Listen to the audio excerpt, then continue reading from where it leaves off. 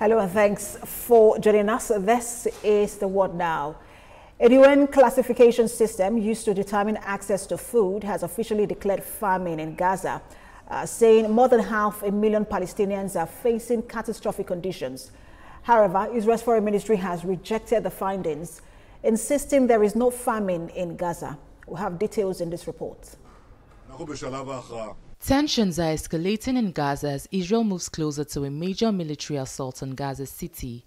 As Prime Minister Benjamin Netanyahu says, he has ordered new negotiations for a ceasefire and the release of hostages, but only under Israeli terms. Palestinian civilians continue to flee southern and central areas, describing Israel's advance as the beginning of a new war. In a video message released Thursday, Netanyahu said Israel is at a decisive stage in the conflict and reiterated that defeating Hamas and freeing the hostages go hand in hand. Meanwhile, the IPC says more than 500,000 people in the Strip are facing starvation, destitution and death, projected to expand to Deir al-Balah and Khan Yunis next month.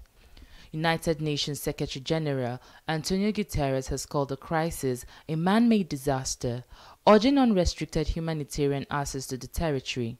Speaking in Tokyo, Antonio Guterres renewed his call for an immediate ceasefire and the unconditional release of all hostages. I must reiterate that it is vital to reach immediately a ceasefire in Gaza and the unconditional release of all hostages, and to avoid the massive deaths and destruction that a military operation against Gaza City would inevitably cause. Simultaneously, the decision by the Israeli authorities to expand illegal settlement construction which would divide the West Bank must be reversed.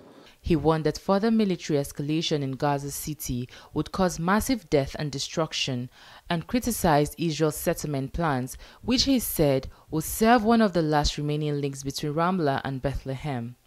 Despite recent signs of progress from Hamas on a ceasefire deal mediated by Qatar and Egypt, Israel is pressing ahead with plans for a major ground offensive in Gaza City.